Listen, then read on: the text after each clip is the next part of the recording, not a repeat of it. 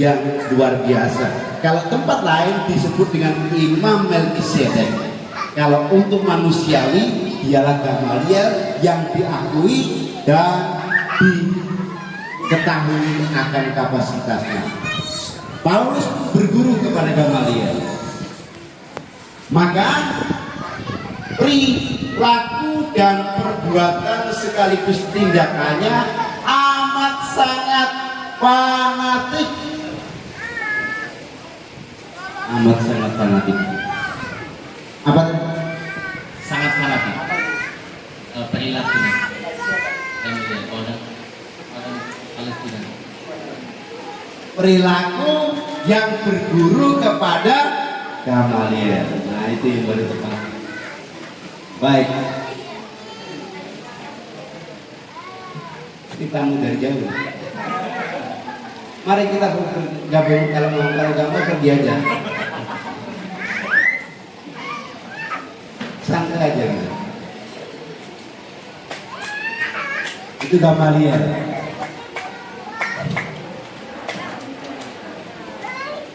Lalu ada kelompok yang cukup elit, cukup berpengaruh dalam keagamaan orang-orang Yahudi yang disebut dengan kelompok Sanhedrin.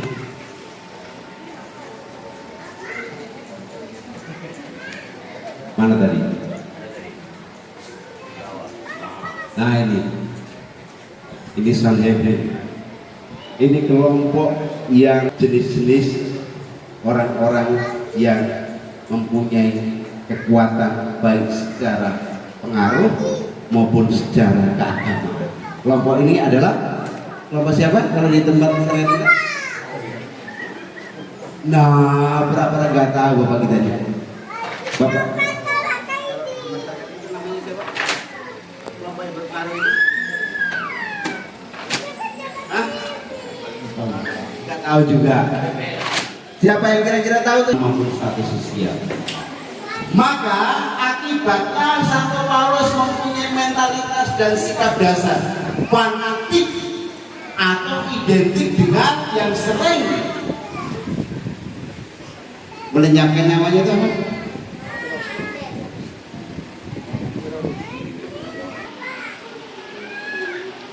Itu Paulus. Nah, setelah dia menuju berkat wasiat, bukan berkat legalitas atau pengesahan dari Sanhedrin dan kelompoknya, dia mengejar orang-orang di tempat, di kota, menuju Damaskus. Disitulah Yesus menampakkan diri. Selesai. Yesus menampakkan diri dan membuat matanya jadi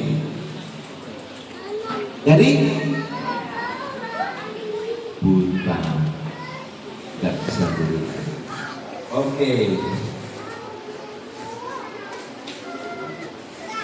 Baik, selalu panjang. Ini kalau dibagikan oleh Mas Priyo, ada masing-masing, Anda nanti bisa baca.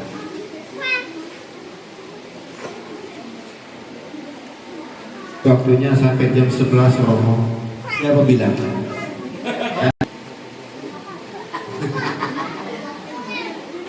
Jadi yang menulis surat-surat seperti surat Roma, kemudian 1-2 Tesalonika, 1-2 Korintus, Galatia, Filipi, dan lain sebagainya itu ada 13 surat itu adalah siapa?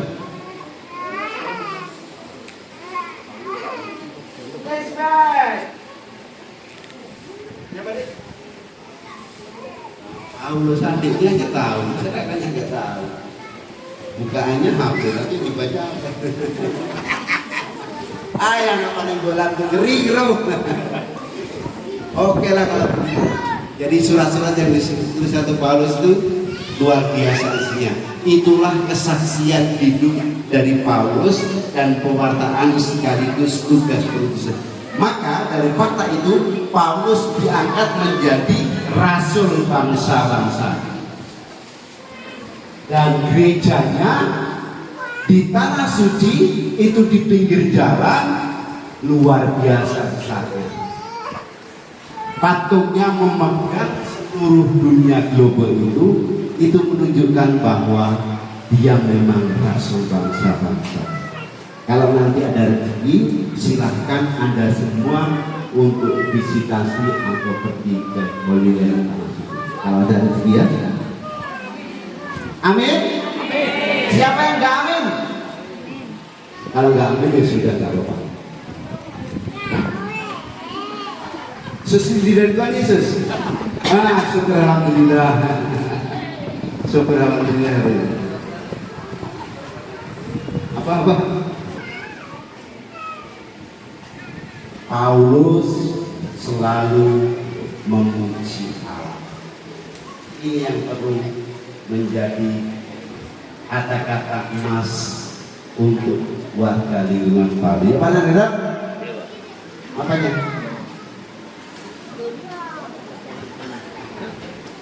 Oke, ini dalam situasi apapun kita tetap memuji dan memuliakan Allah.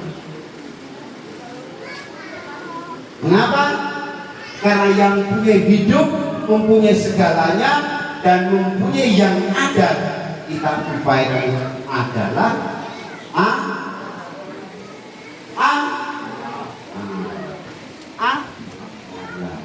baik. Melewati kesulitan dan penderitaan harus yakin benar akan suatu kehidupan yang dipusatkan pada Kristus. Maka dia mengatakan demikian, hidup dan matiku adalah milik Kristus. Bukan sembarangan. Hidup dan matiku adalah milik siapa? Benar, tidak salah. Milik Kristus. Jadi bukan milikku. Kalau Anda semua yang berlindung pada Santo Paulus seperti Anda ini, ya kan? Bukan ketawa. Orang mereka loh. Kalau mengatakan saya hidup dan mati adalah milik Kristus, berarti kita sudah berserah. Hidup adalah keuntungan, mati adalah berkat. Kalau boleh saya tambahkan, karena bagiku hidup dan mati adalah keuntungan. Kalau saya diberi hidup berarti saya bisa berkarya, bisa mewartakan dan bisa bersaksi tentang kebaikan Kristus. Tapi kalau saya mati, apanya? Keuntungan. Kenapa untung? Kok orang mati kok untungnya nopo? Gimana? Kok bisa untung?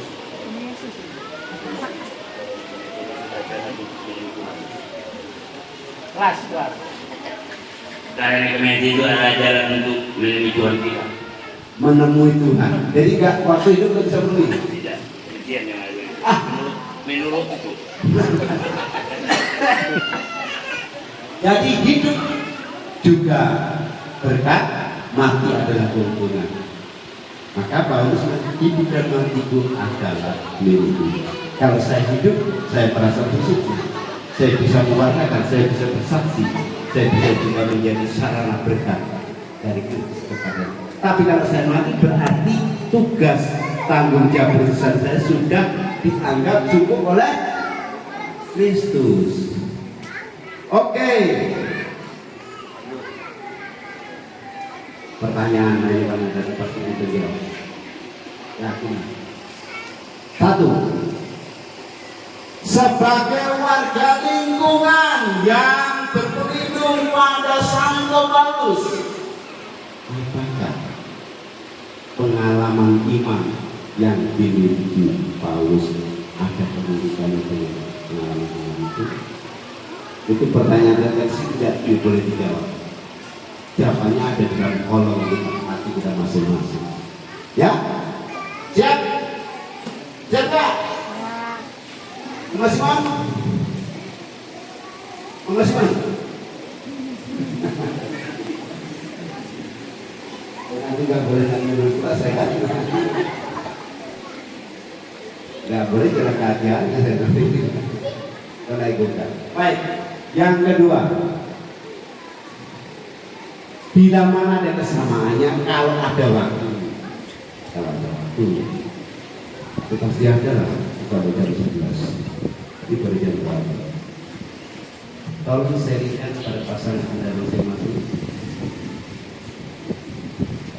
Pasangan ini kan, ini istri kan, ini suami, enggak bohong.